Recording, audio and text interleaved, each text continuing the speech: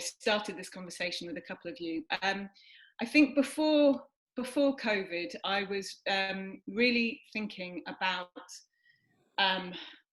what I was doing at Circomedia in terms of the module I was delivering, and trying to make it relevant for our students in terms of their work choices after graduation, and thinking also not about the hard skills, the circus skills they're learning, but also about the transferable skills, the softer skills, the skills that they're learning through Circus but are incredibly useful elsewhere. But also thinking about all the facets of the performing arts industry that the circus degree or circus training could be a gateway for. And then COVID happened, and so that all of those thoughts sort of adapted a little bit. Obviously, the future is now incredibly uncertain. So how do we prepare students for this really uncertain future? What skills are they going to need, not only in sort of extending their repertoire of hard skills, but also all the other skills that mean they can be resilient and adaptive and responsive, and how do we teach that? But then also, on the other end, is still making circus an attractive, well, right at the beginning.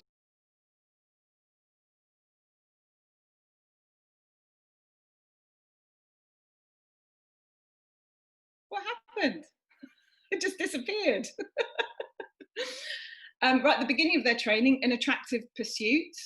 Just thinking, you know, in terms of youth circuses, starting off that process, but also in terms of schools, how do we keep that circus education, circus degree an attractive option to do, you know, within that performing arts spectrum. So anybody want to take apart any of that? So I suppose to boil it down into a couple of things.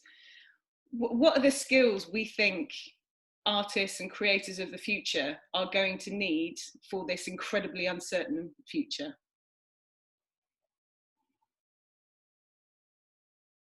Any takers?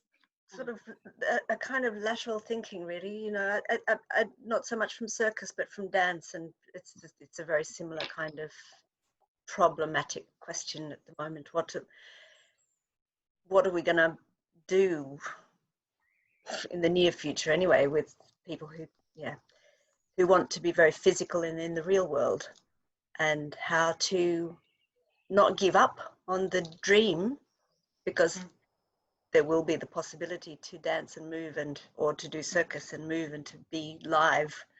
But it's a question for particularly for these young artists anyway, how to manage and negotiate the business side, and also I think the last slow thinking conversation was really about transposition of skills and transfer of skills, and how we can kind of change our thoughts to adapt to other creative solutions. That I think is really kind of exciting. Not that I've said anything of any value there, because it's just this sort of reiterating what we already know, I think. But I joined this group not knowing if I would have anything to contribute, but just thinking I'd sit and listen. But I was really interested by the way that you phrased that question, Kate, about what can make a circus degree and circus training attractive to people. And I haven't been in these previous slow conversations, so I don't know if I'll be repeating something there. But that the idea that a lot of the kind of focus is always on the physical movement side of things, but another big part of the circus is the connecting with an audience and sharing something. And I think that is maybe something that can be developed and communicated through a digital platform more easily than the physical creation can be. Yeah. I'm wondering if we're personally, I feel like we're taking a step or considering a step beyond my immediate concerns, and I think, and certainly within sort of the recreational world, and probably within all of us, is how do we actually teach and train circus now, just from a very, very practical point of view. I'm just sort of anticipating, if I can start to teach outside again, I imagine that I will only want to work with those people that I know at the moment, because I know their level of skill, I know their level, or even I know their level of understanding. So we've got a base on which to start back, even though we're going to be sort of 6 weeks or whatever behind. How do we introduce new people safely when we can't be in close proximity? So I think, although I love these these ideas, and I think they're really valid, at the moment I'm feeling like I can't even contemplate getting to those philosophical elements, because I can't actually practically start teaching and engage people with it. So I'm kind of almost in the rabbit in the headlights moment. I think you're talking specifically about aerial, aren't you? And I think there's an awful lot of other circus skills out there that people can explore. And I know I got into aerial through juggling and other skills. And I know that there's a huge amount of equipment sales going on. You know, people need to give their kids something to do at the moment. So I think there's lots of hope for kids getting in through learning different skills and then transferring them over into more physical skills once they're able to. So, you know, I feel quite positive about that. I can see, Tina, where it's worrying if your skills are acrobatics and aerial, and I don't think there's an answer for that at the moment, apart from maintaining fitness, which without doing the skills can be a bit tedious for a lot of people, I think. So yeah, I think it is challenging. I don't have an answer for that right now. Sorry, I keep getting thrown out of Zoom. Oh.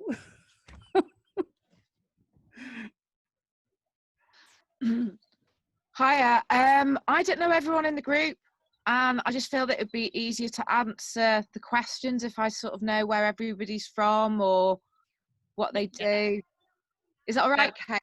Yeah, absolutely. I've only heard half the conversation because I keep getting thrown out. No. So I hear sort of beginnings of what people say, and then a big Zoom comes up, and then I'm back in again. So I'm really.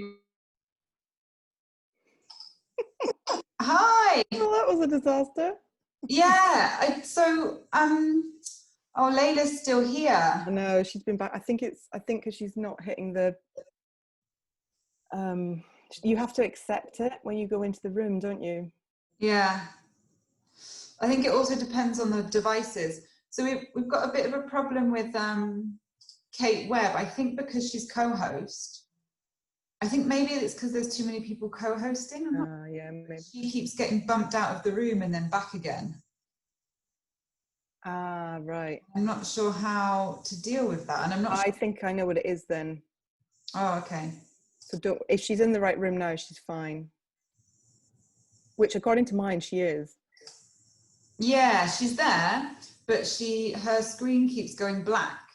Oh. And then she'll leave and come back. So she's struggling to facilitate, and I really don't know why. The only thing I could do is suggest that she leaves and then tries to re-enter, but that could be a can of worms. I think if she's there now, can you just go in? Is she there now? According to mine, she's there. Joe, do you want to go now? Yeah, hi guys, I'm Joe. I'm from Circus in Birmingham, so a community circus where we have kind of each year more and more people wanting to go off to do full-time circus education. And my area of interest has grown from technique and from the doing of circus more so into where people go and how people get there, and those transferable skills and how that aligns with the purpose of us as individuals, and for young people especially, like that just want to do the skill, to think about kind of what they want to, what their purpose is, I guess, and inspire those kind of thoughts, and see what happens, and how they navigate their circus journey, I suppose. Yeah, so that's me. Kate. Oh, I'm already unmuted. I come from a background in theatre making, and then I fell into circus just over 10 years ago, but I do not have the physical dedication to do that side of things. So I mainly write about circus, and I mainly write about performances in kind of reviews, but I am just generally interested in the sector, which is why I ended up here. I've done little bits of teaching, but in terms of kind of performance review and analysis, like that theory side rather than practical side. Great, thank you, Kate. Susan. Hi everyone. Yeah, I'm a choreographer and a dance teacher, and I'm here because I performed last year with Upswing in a show called Catch Me. I'm sort of being introduced into circus that way. I think there's a lot of parallels at the moment between, well, all of the performing arts are a little bit in the same position at the moment, and you know, I understand, Tina, your concerns about how we're going to teach, like, and what's going to happen in September, because for the conservatoire schools in London, for example, if there aren't face-to-face classes in September, people won't actually pay £9,000. Why would you? You know, so it's very complicated. Anyway, yeah, interesting how we manage. Lynn. That's enough for. Thank you, Susan. Lynn. I'm Lynn. I run Circus Works, which is the national network for youth circuses, and I'm also part of ICO, which is a similar organisation on a European level. Yeah, really enjoying having these conversations. I think it's people are usually too busy, and I think one of the pluses of the lockdown and everything is the fact that we've been able to connect and actually have these slow thinking and slow conversations with each other. So I think that's really valuable. Thank you, Lynn. Sasha. Hello, so I'm a freelance circus producer based in Norwich, but I also care a lot about involving the community and communities being able to access classes. I used to work with No Fit State, which is where I met Lynn, and then after that I worked with Lost in Translation Circus while they were setting up the Oak Circus Centre in Norwich, and developing kind of their community program.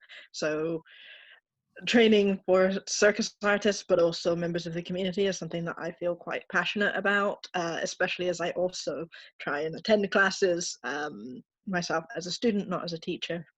And doing it online has definitely been an interesting experience. Yeah. Thank you, Sasha. Ira. Hello, I used to work at the Circus Space, now National Centre for Circus Arts, but I've left that, and but in this crisis, I just saw the outpouring of things that circus artists were doing and was just really impressed, and so I got in touch with Upswing and I'm volunteering, so I'm here purely as an observer to support and help do some evaluation and write some one-pages of these conversations, so I will not be speaking much, but I am very interested and enthused by you all. Thank you, Ira. Nice to see you.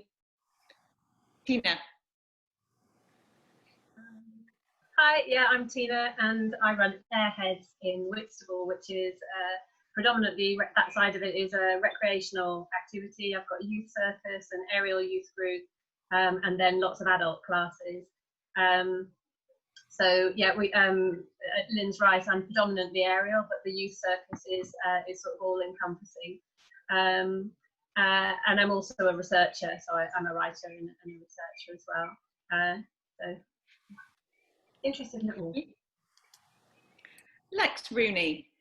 Hello, I work with Kate at Circomedia. I am a teacher and the course leader on the undergraduate, so the foundation degree and the BA course at Circomedia in Bristol. We have been running our full-time courses online since we went into lockdown at the end of March, and are really, coming to that crunch point now where we need to start communicating what the hell we're going to do in September. So it's really, really useful to be involved in these conversations to, kind of share that practice, especially since, we are in the process of auditioning our new first years, which at the moment we've got a real flurry actually of applications for students that want to study next year, which is encouraging in a way, but also, we need to be really clear with them about what they're signing up for and how we're going to teach them their circus degree in the first instance. Thank you, Lex. Claire. Hello, my name's Claire. I'm the General Manager at Upswing and have been helping to facilitate these slow thinking sessions. So the first one was on the 21st of April. And we'll continue doing them as long as we need to. I think it's been a nice opportunity to bring a sector together that can sometimes feel quite dispersed. So so that's that. And I guess in terms of education and the future for artists, I'm concerned about how we support emerging artists and what it actually is that we're training them for. And we don't know what that is or what the future will look like. So how can we continue to support their growth and development when we ourselves are uncertain about whether we'll just all be performing outside in big spaces with people far away from each other. Who knows? And also, if you have any problems, speak to me in the chat and I'll try my best to sort Zoom out. Okay, thank you, Claire. So far, I've remained in the room, which has been great. So I mean, we haven't got long together to chat, and it seems that what's on everybody's mind is the immediate future of how we can deliver, how what the immediate future looks like. So this might be a good space for that. I know that Vicky is quite keen for the conversations not just to be about the immediate future, because we have to remember that it is temporary, hopefully, and what lessons sort of we're learning about moving forwards. But I think we've probably got about 20 odd minutes, so I think it's probably more valuable for here to talk about the immediate future and people's concerns and people's responses, and then I'll speak to Vicky about maybe having another conversation about the longer term. That seems to be most valuable. Is that all right, everyone? Great. So where did we get to before we went round? Tina, you were talking about teaching aerial, and Lynn, you were responding with the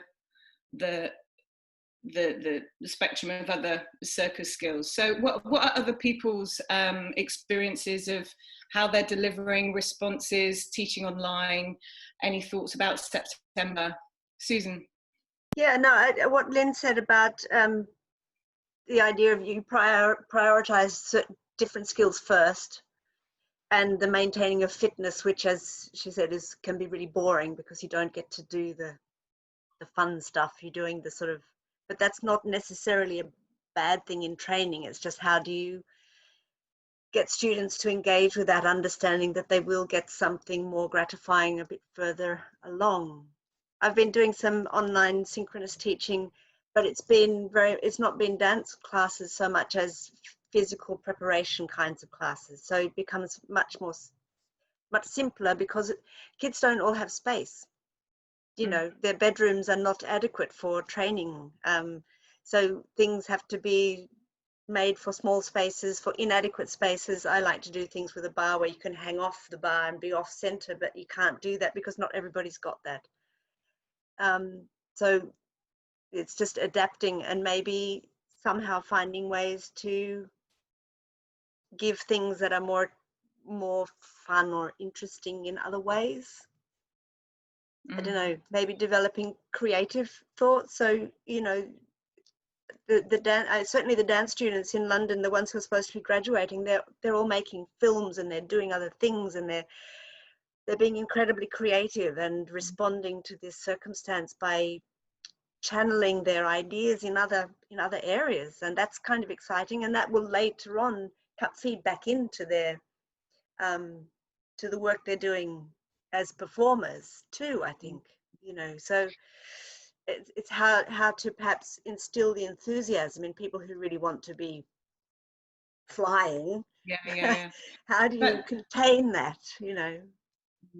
Thank you, Susan. As you were talking, it made me think actually about how these two conversations are actually feeding each other, and that because we're having to adapt, the students are having to adapt, and therefore learning how to be more adaptive and responsive. So I just wonder if there's while we bring that to the fore more, is that we understand that this is different, but actually putting a light on those new skills that they're learning, and that they're going to be incredibly valuable moving forwards. So how they respond, how they research in this new environment, how they can use those harder skills, like all our students have had to learn how to edit, how to, make films. Some of the slow thinking conversations around film have been really valuable, getting them to think about a camera as a tool, as a piece of apparatus. So it's how we, maybe not think about it, about the immediate term and the long term, but actually this needs to feed into how we move forwards. Yeah, absolutely. Tam. So all my lads are like, thank God we're jugglers, not doing aerial. But they had thought about that, knowing older students going through circus school who had left circus school as aerialists and then didn't have anywhere to train. So they all said, we need two skills. We need something else so we can be adaptable. And, a year ago, we didn't know how important that was. But yeah, we've literally 2 weeks after lockdown, we were commissioned to do some home circus films by Pontio, the big arts organisation. And we're now, this week, we're making our third film, which is really challenging because it's what can you do, what circus can you do at home with everyday objects? So we've exhausted the toilet rolls, we're spinning toothbrushes, and yeah, it's really funny. My lads have said circus has taught us how to be resilient, and we're being resilient and we're bouncing back. So we're actually really lucky. And also the arts, everybody's saying look after your mental health, do arts. So again, we feel lucky to be in the area that we are. A couple of my lads have gone out and bought really good cameras. Mm-hmm. Two of them one of them was going to do games design, another one did a course in social media and marketing and stuff. So again, thank God we've got those skills and we can put slick films out really quickly. And yes, these are all going to be things that I think after the restrictions, they're still going to be they're going to have those skills. Yeah. And I think that they're going to be more confident about putting stuff online and connecting more easily with an international audience. Mm-hmm. Mm-hmm. Okay. Great. Thanks, Tam. So there's a combination there, isn't there, between the hard skills that are being accumulated during this time and how they can be used and adapted. And also it's great that your boys are talking about, being resilient, and they're actually, they're recognizing that and they're articulating that, and that is something that the learning that's coming out of this. So another sort of provocation in terms of hard skills. So everybody's sort of thinking digitally.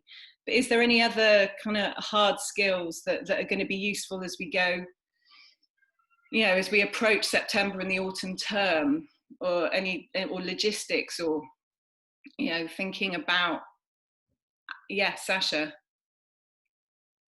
So I'm not entirely sure if it's a hard skill or if it would be considered a soft skill, but in this situation I'd consider it a hard skill. Someone who's been attending classes, I found that sometimes classes are a lot easier to follow as a student when the teacher has previously experienced a pretty bad injury or something similar, where they haven't been able to just move people into the position or just demonstrate it themselves, and they've had practice of explaining the process, like explaining how I can't do it, I've never tried to explain how my hand moves or how I get into a position. Whereas the teachers that I've regularly gone to, who normally just demonstrate it and then kind of fix you when you've done it wrong, as a student it's quite challenging to do classes with them over Zoom. And I think something that's really important for teachers and students going forward is if everyone kind of if there's some kind of training or something to help teachers learn to vocalize the instructions as well as just demonstrating. I think you've really hit on something there, because of course most of our learners are really kinesthetic, and I think that's been a big problem with teaching on Zoom, is that a lot of our students do it through, well, visually, but doing and being touched, and, you know, touch is so important. So how we can use our words. Tina? Kate Kavanagh will know about this as well, but in terms of training, if people did some training or research into audio description, so this is a very useful tool, not only for blind and visually impaired participants, but it's actually really useful in terms of general non-disabled classes as well. So it is about sort of being very specific about the language that you're using, but in terms of an access tool, that is something which you or your teachers could certainly look into. Right. Thinking as well, when Sasha was talking about ways that a sensation can be faked. So using, I don't know, like, I've not got anything around me, but like where you can touch and where you can feel different parts that would emulate the sensation that you would feel on equipment. I don't know how that would work, but it came into my mind, and particularly with what Tina's saying about the audio description, it's not only necessarily about words, but sometimes, you know, you have like tactile things to help communicate as well. Lynn? Hi, just going back to the what type of learners a lot of us are. And we actually did a test, I did a European project where we were writing a curriculum for assistant trainers, and we had 30 teachers in the room, and we did a test on whether they were visual, auditory and kinesthetic. So having done, I trained in neuro-linguistic programming, so having done tests with kind of people not in Circus, most people in Western society are visual learners, so like 75%, it's a massive amount. And then something like 20-25% are auditory learners, and only 5% are kinesthetic learners. That's kind of general percentages in society. In the test that we did, 100% of the trainers were kinesthetic. So we really started to think about how, in a teacher training situation, how you would then teach those people, you know, knowing that there were kinesthetic learners in the language that you used and things like that. And I think it would be an amazing project to explore all of that, because you know, a lot of our training, I think, comes from what we learnt at school, which is definitely not kinesthetic training, you know, and there isn't, I think, apart from Circomedia module, there isn't actually any formal teacher training for circus teachers in this country. I also, when I first started with No Fit State on the community program, we did do a teacher training, a 3-month teacher training course, and as part of it I did a day on teaching without demonstrating, and it was really interesting how people reacted to it, the different teachers, how they some people just could not do it, they just could not get their heads around, and they couldn't. I got them to have a student who was demonstrating and them talking people through, and the amount of times they turned to talk to the student rather than talking to the people who were listening, and I think it's a real skill, and I think it's something that it'd be really worth looking at, you know, how we can use that in teacher training courses, how we can teach people to teach like that, because we all get older, we're not going to be able to do the skills at some point. So, you know, how do we have longevity as teachers as well? I think there's a really good conversation around that. Tina, and then to Susan. Yeah, sorry, just carrying on with that. Sarah Paul from ENC in Canada has done a lot of investigation and shared. I don't know if she's actually written on it, but certainly she's given presentations on teaching elite level. So I mean, she's working at an elite level, but predominantly you're not demonstrating when you're teaching elite level, because most of the teachers aren't anymore at an elite level. So I think that there are people out there who have already done. There's a lot of research out there. There's a lot of conversation. Some of it has been sort of behind closed doors, but I think it's a really interesting place, especially within the world that we're in now. So if there's a combination, I mean, like Kate was saying, you can use language, the spoken word, in a kinesthetic manner. So it's understanding that most of us are not just one thing. You know, the different emotional intelligences and different modes of learning, we're usually multiple.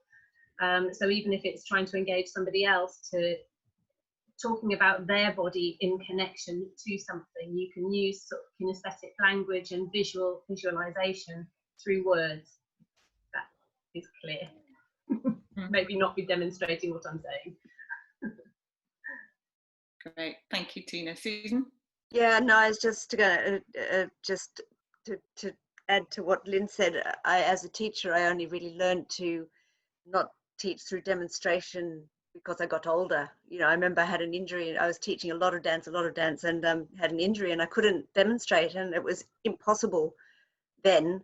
But now I can't demonstrate to the degree that I would like to be I can't be impressive, so I've had to find another way to teach.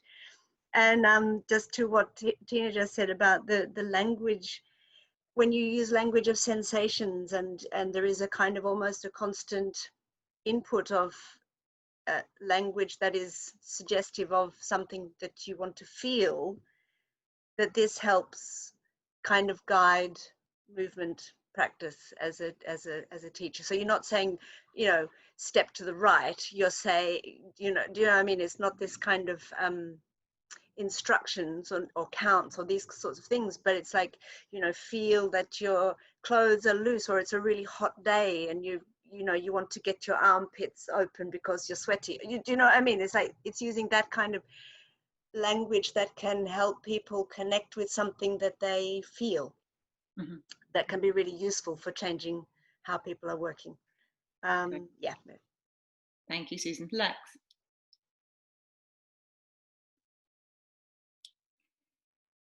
Sorry, I keep doing that, forgetting to unmute myself.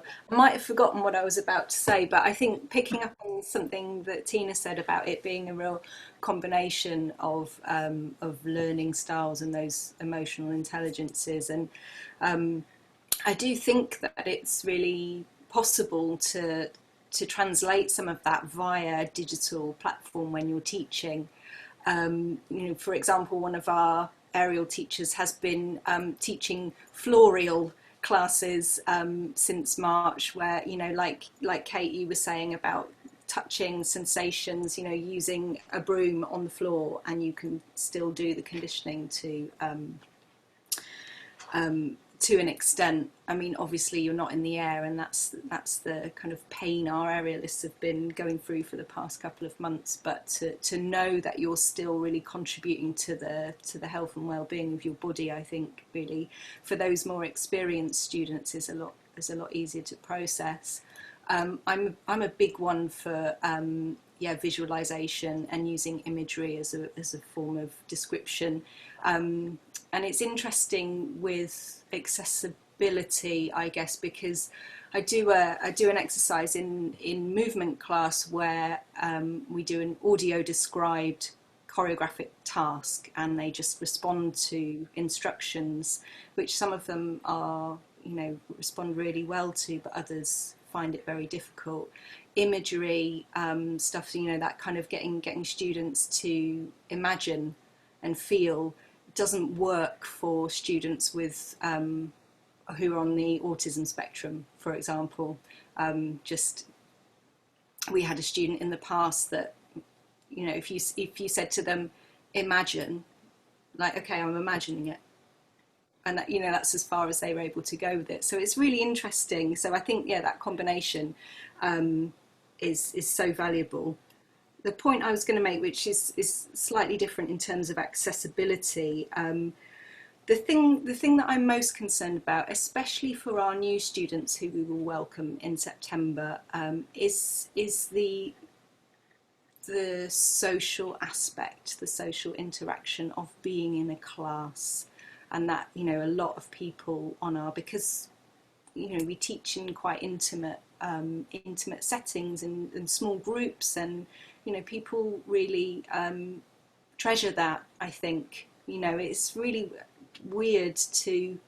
I've both taught and taken classes on Zoom, and it's pretty lonely. It's nice when you're when you can see everybody's doing the same thing as you, but that, I think somebody mentioned about you can't feel the warmth of other people's skin in the room with you, and that's something that a lot of our students have really struggled with as well. Not to mention, the growing number of students that really struggle with anxiety and that digital interaction. They just haven't been able to do it. You turn up to a class with half of them haven't got their cameras on, so what value does that have, I guess. Sorry, I feel like I've taken it on a bit of a downer then, but that was my kind of future thinking. Thank you. But I think it's important for us to recognise that Zoom isn't the fix. And I think as we've gone through this time, there's been more imaginative ways of using Zoom, working out all the different facets it has, and then having conversations, about, well, how do we use our words then? How do we use, our senses if we are going to use this platform moving forward? Claire, I know that you're trying to communicate with me. I can't chat back. It won't let me chat back to you. Well, it was a couple of things really, because we've been talking about language, and then I guess I'm wondering if any of you have had issues then with language barriers, people who use English as an additional language, both artists and students coming, and then is that reducing the pool of people that you can work with online, and what does that do in the long term for people being able to experience circus? Like, if artists are having to use more elaborate language because they can't demonstrate, then what does that mean for people being able to understand it on the other end? And then the other thing is, would you like an extra 5 minutes to wrap things up because of the delay at the start? Yes, please. Great, okay. And anyone on the language barrier? Anyone had experience of that? Lynn?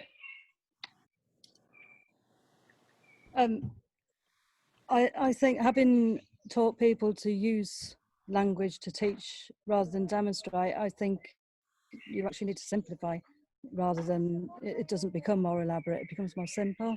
And especially when there's fear involved, I think, teaching things like blind trapeze, if you use one or two words to describe something, if you try and go into detail, people just cannot take it in because they're scared. So I think it's about how using language effectively rather than elaborating with it. Sasha. Yeah, I just wanted to second what Lynn just said. From my experience, actually, my two examples of the best teachers who describe things, neither of them are native English speakers. The first one was Massey, who basically literally talked us through a trapeze class because he was like, I'm not going out there to demonstrate, I'm just going to talk you through it. And then the second one was a pole teacher called Yvonne Smink, who's like, she forgot what a knee was called in English in the class, but that didn't matter because she just explained things so simply and spoke through it so simply. It was way easier, whereas sometimes native speakers will explain the same thing slightly differently, more and more complicated each time, when it's just like, just put your arm down on the floor and then your shoulder, and that would have sufficed, but they've made it so long-winded, like I am now.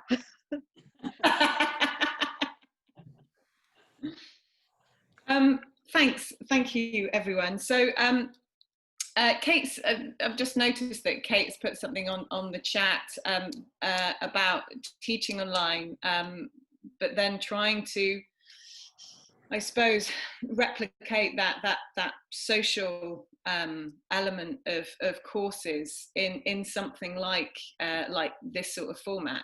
Has anybody tried doing anything like that?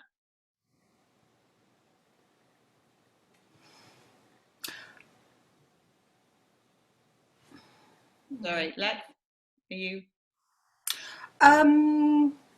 Sort of, in that on our third year module at the moment, where they're working individually and remotely on their final projects, they'll have an individual tutorial per week with their project tutor, and then we meet as a group once a week to discuss and share practice and ideas.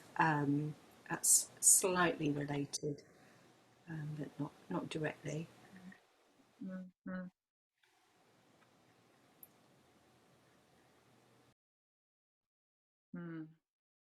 Anyone else?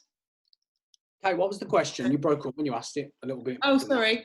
That's all right. Well, Kate has put on the chat of using the online platform of teaching, but then bringing the group together in something similar to this, and whether anybody had tried anything like that, and if it had been, how it had been really. Tam. Okay, so for the last month we've been doing a weekly Zoom with our teenagers, and I mean, it's very limiting and it's a bit daft and it's more about bringing us together.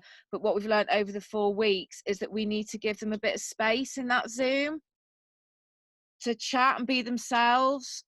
If they don't get to express themselves, that you lose the glue that holds the group together. I mean, obviously we're not trying to get them through qualifications, but we just want to keep that community feeling, that sense of togetherness. Yeah. Great. Okay. Joe. Oh, Susan.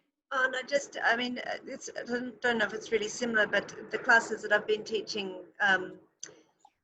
at the end of the class, I get them to all unmute and to try and chat, because one of the things that I try to do with first years particularly is get them to have a voice, to get them to speak up, because they've come from secondary school where they don't speak and there's a hierarchy that is the teacher and then the student. So I try to get them to be able to speak and to ask questions or to have opinions or whatever. And so I try to get that to happen, because what's happening is with Zoom is that we're all muted, not getting those other chemicals that you get from being in the room with people. So there's this isolation, what Lex just said about it being really lonely and really solitary.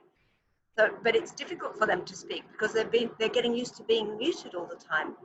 So it almost like you become muted in this kind of situation. So to just get them to say something, how they're feeling, whatever, get some noise in the room at least.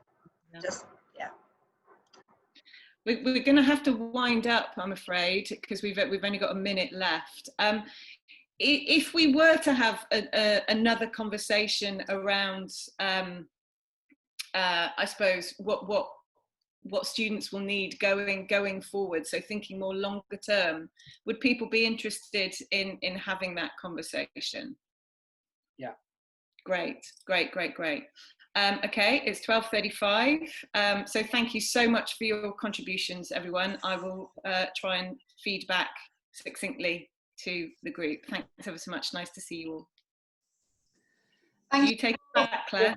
Yeah, I'm going to stay here. So if you all leave the room, you'll leave the room. Okay. Good luck. I might get lost in the ether again.